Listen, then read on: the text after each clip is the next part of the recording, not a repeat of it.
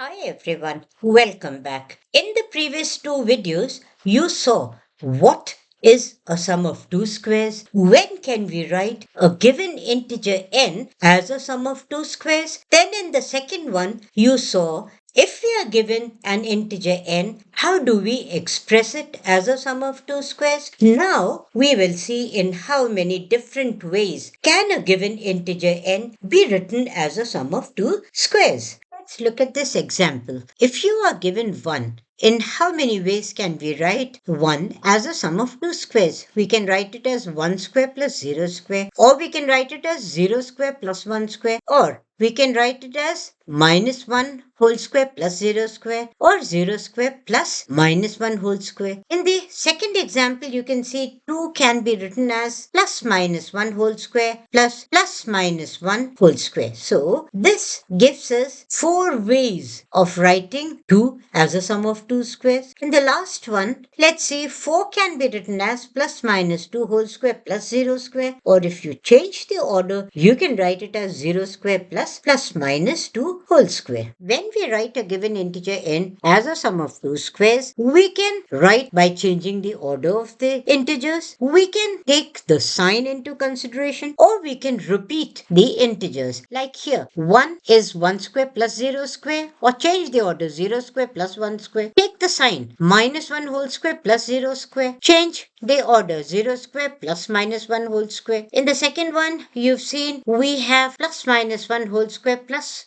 minus 1 whole square. So integers 1 and 1 repeat. When counting is done, a and minus a, they are counted differently. 0 plus a and a plus 0, that's counted differently. Now let's write 5 as a sum of two squares. It will be plus minus 1 whole square plus minus 2 whole square. You can see 1 and 2, they both are different integers. So depending on our need, while counting in how many ways we can write a given integer as a sum of squares, we may consider the order, the sign of the integers, or whether the integers repeat or they are different. The first thing which we need to know is what is the representation. So RKn represents the number of representations of a positive integer n as a sum of k number of squares. What if we take k is equal to 2? That would mean we want to find the number of representations of a given integer as a sum of two squares. For example, if we take r to 1, that would mean we want to represent 1 as a sum of two squares, and r to 1 would give us the number of representations of 1. You know that 1 can be written as 0 square plus 1 square, or 0 square plus of minus 1 square, or plus 1 square plus 0 square, or minus 1 square plus 0 square. So in all, we have 4 different representations of 1 as a sum of two squares. So r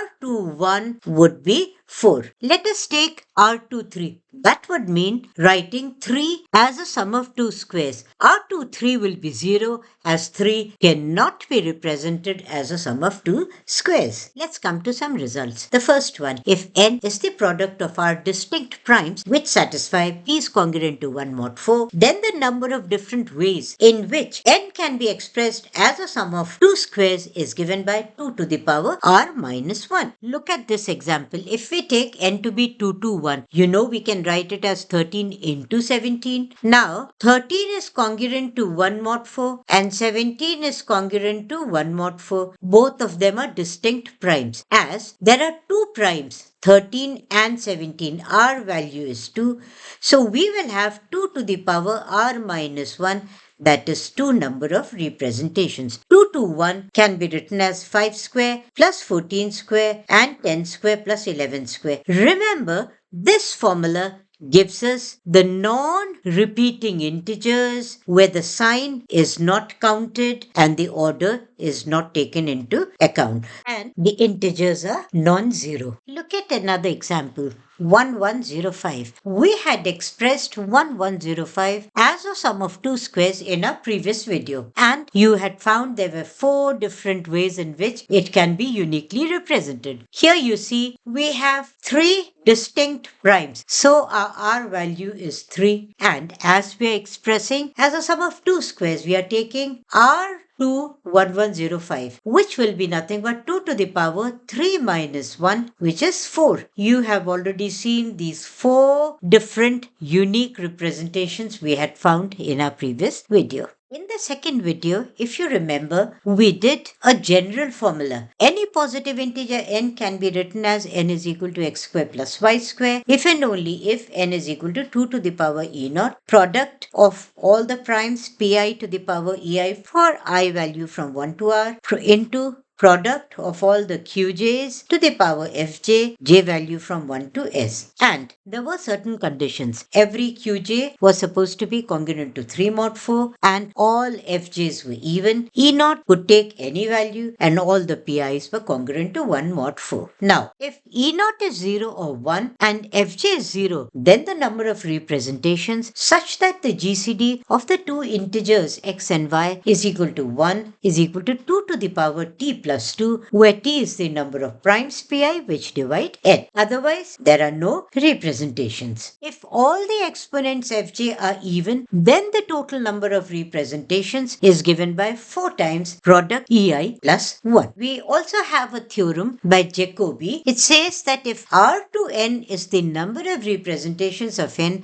as a sum of two squares, then R to n is nothing but 4 times d1n minus d3n, where d1n is the number of divisors of n which are of the form 4k plus 1 and d3n is the number of divisors of n which are of the form 4k plus 3. If we take n to be 65, there are two factors 5 and 13. And if we use the formula which you have seen earlier, we see there is no 2 in our n. So E naught is 0. T value is 2 because there are two primes 5 and 13. And Fj is 0 because both 5 and 13 are of the form 4k plus 1. So the number of representations will be 2 to the power t plus 2, which is 2 to the power 4. You will have 16 representations. Let's come back to n is equal to 45, which is 5 into 3 square. So P1 is 5 and that's of the form 4k plus 1. Q1 is 3, which is of the form 4k plus 3. So you have E1 is 1 and F1 is 2. As you know that EI's and FJ's are the powers. So there are 4 times the product E1 plus 1 representations, which is nothing but 4 into 1 plus 1, and that is 8. You have already seen earlier when n is 45 we get 8 representations. Let's now use the Jacobi's formula